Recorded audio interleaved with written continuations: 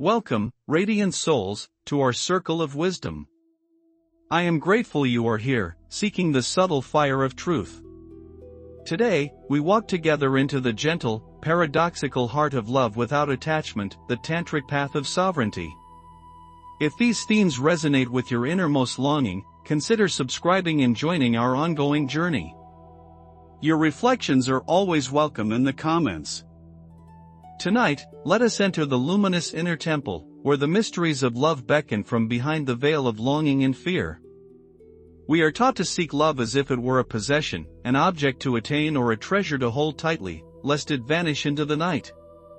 Yet true love, the love that liberates, is not born of clinging, but of seeing the beloved, ourselves, and the world through the wide eyes of the soul's sovereign clarity. The tantric current offers not only bliss, but a relentless burning away of all that obscures the heart, teaching us to love ourselves and others, without dependency, without confusion of need with devotion. It invites us beyond the spell of ownership, into the deep, vulnerable joy of presence. Here, love is not diminished by freedom, rather, it is magnified by it, catching fire where attachment would smother its flame. This is the alchemy of the heart, the sovereign path, where intimacy is woven of trust, not of chains. Tonight, let us open this sacred dialogue, as fellow travelers upon the path of luminous autonomy. Is it really possible to love someone deeply without becoming attached? Don't we all crave to belong to someone? Belonging is the soul's echo, the primordial call to unity. Yet attachment, as most experience it, whispers of lack, a belief that the beloved fills a void within. True, sovereign love recognizes the unity that already is, it loves from fullness, not emptiness.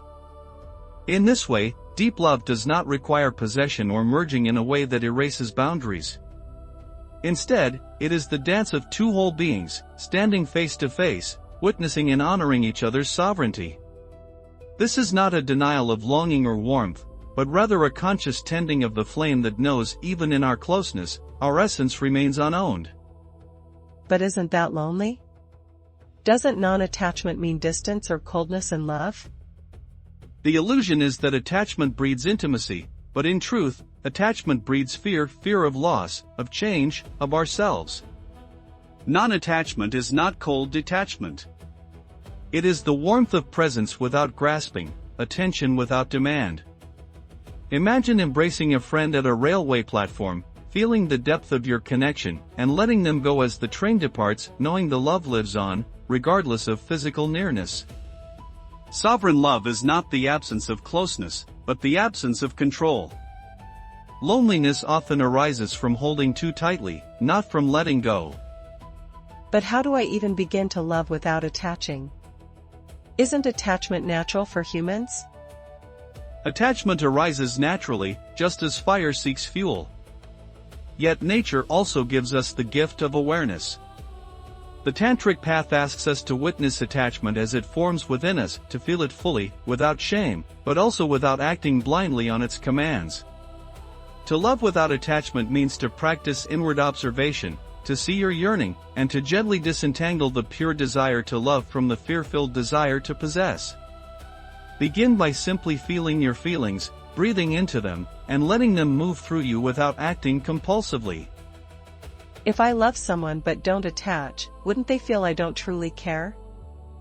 On the contrary, presence without attachment is the deepest form of caring, for it asks nothing in return. It is quality, not quantity, of attention that reveals love's depth. To love sovereignly is to see the other in their wholeness, to celebrate their freedom, not to cage them with expectation. Those who are used to love as possession may, at first, mistake freedom for distance, but with patience, the profound nourishment of being seen and accepted unobliged begins to heal old wounds.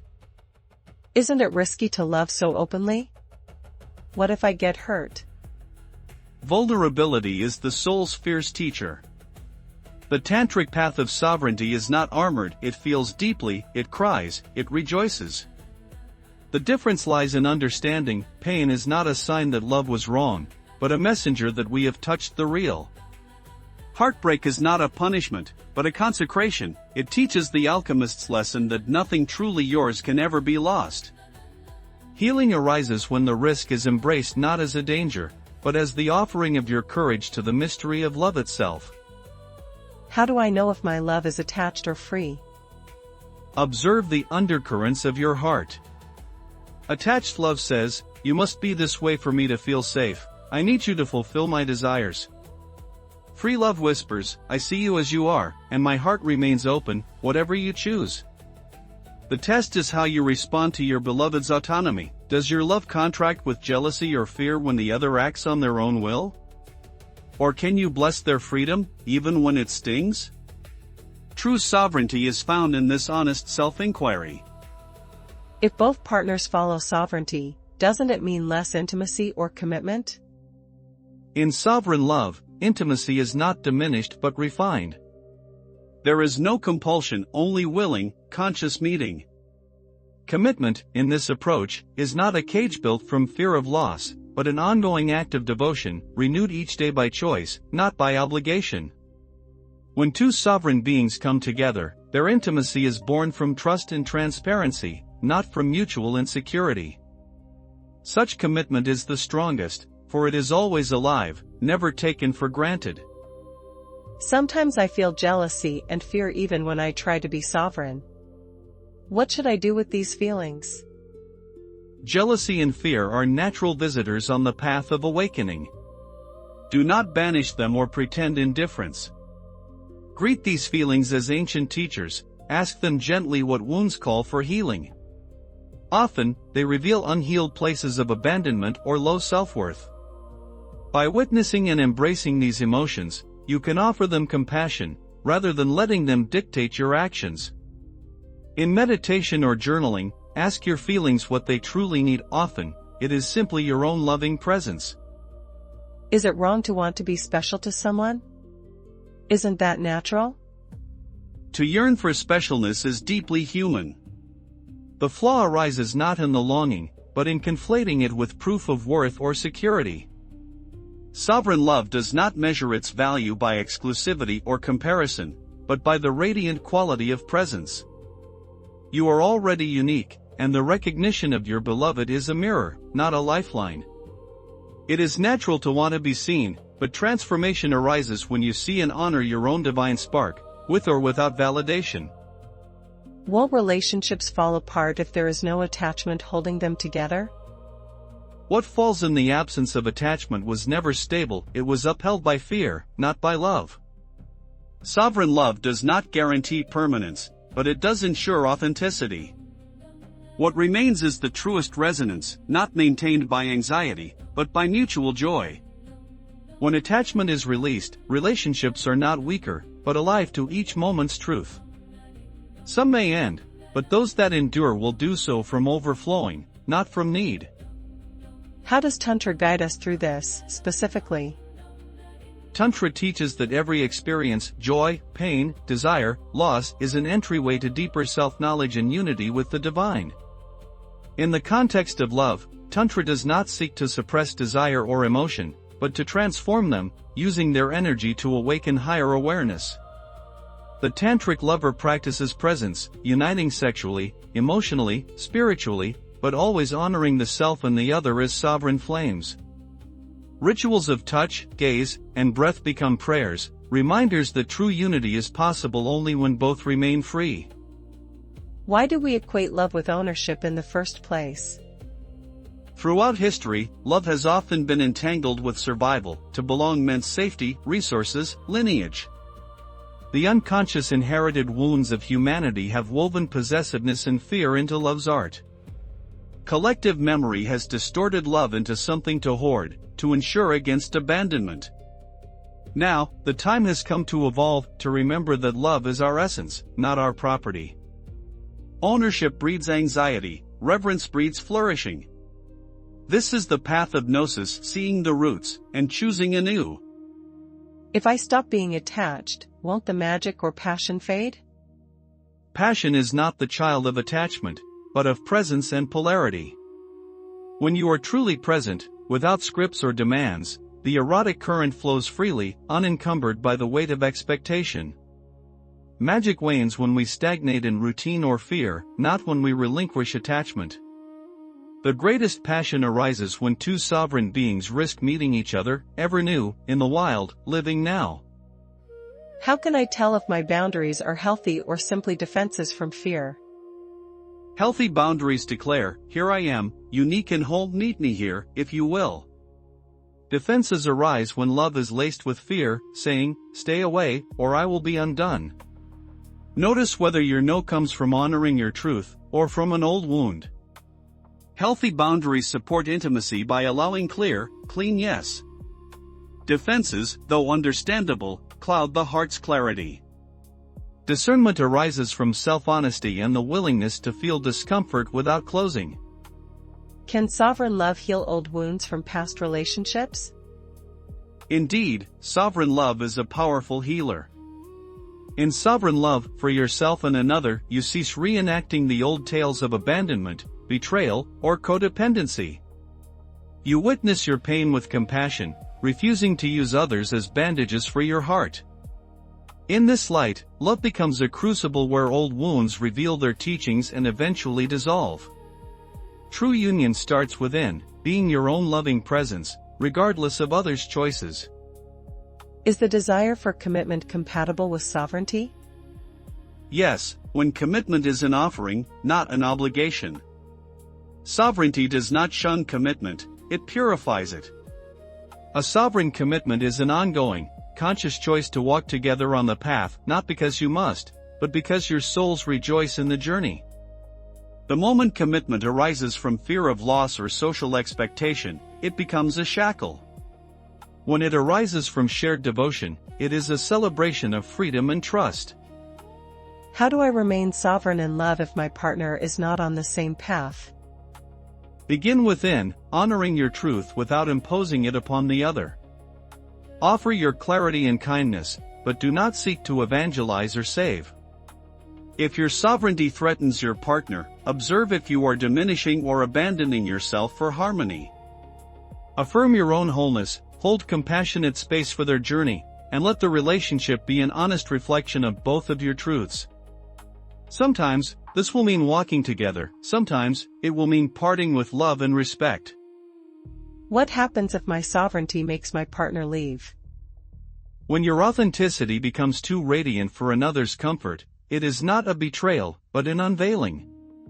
True love asks for your fullness, not your diminishment. If your sovereignty dissolves a connection, trust that only that which does not honor your essence has fallen away. Grieve if you must, but know that you make space for deeper truth and future union, aligned with your soul. In the end, all that supports your wholeness remains. Is it spiritual to let go of a relationship that feels more about attachment than love? Spirituality means honoring what is true, not what is comfortable. To release an attachment-based bond is to choose life, even amidst pain. Staying out of fear or guilt dishonors both you and the other. By letting go, you model courage, freeing both souls for growth. Trust that letting go is an act of love, for it places truth above illusion. I fear being alone if I stop attaching to others. How can I face this fear? Loneliness is not the absence of others, but the absence of self-connection. The sovereign path invites you to reclaim your aloneness as sacred, to meet the depths of your own being without distraction. Nourish your inner relationship, walk in nature, create, meditate, feel deeply without judgment. In time, the fear of solitude transforms into the ecstasy of solitude, the realization that your deepest companion is your own soul. From this fullness, relationships become a bonus, not a requirement. Could I be avoiding intimacy under the guise of sovereignty? This is a subtle trap. Sovereignty is not an excuse for isolation or avoiding the vulnerability of love. If you notice reluctance to share, to open, or to risk being hurt, gently inquire whether this is protection, not sovereignty. True sovereignty is compatible with deep connection. It asks for honest sharing, for showing up heartfully. Be vigilant against using spiritual language to mask your fear of being seen. How do I handle longing for someone who does not feel the same? Longing is a doorway to your own depths. Rather than directing all your energy outward, let longing reveal to you the inner places yearning for attention, love, or union. Practice resting in your own company when desire arises, embracing yourself as tenderly as you would a beloved. Grieve if needed. Ask what this unrequited longing teaches you about worth, patience, and the mystery of the heart. All longing ultimately leads back to the self, the wellspring of true fulfillment. How do I maintain desire and passion without chasing or clinging? Desire is sacred when honored as a current to be felt, not a mission to complete. Allow desire to move within you, to inspire beauty, growth, creativity, but do not mistake it for a debt another must pay. The art is to savor attraction, to express your passion openly yet without demand. Remain rooted in your own wholeness, so that desire enhances, rather than depletes, your vitality. In this way, longing amplifies love without draining it. What does it look like, day to day, to embody sovereign love in relationship? Day by day, sovereign love is the practice of tuning in to your own feelings, to your beloved, to the space between. It is honesty with yourself and with your partner. It means offering affection freely, not trading it for reassurance or control. Daily, it asks for the courage to speak your truth, to listen with openness, and to respect each other's boundaries. Rituals, from conscious conversation to shared moments of silence, become altars where love is renewed without clinging. Does this path mean never marrying or having a family? Sovereignty offers no edict on outer forms. You may marry, have a family, commit for a lifetime, provided these choices arise from genuine desire, not from social script or inner compulsion.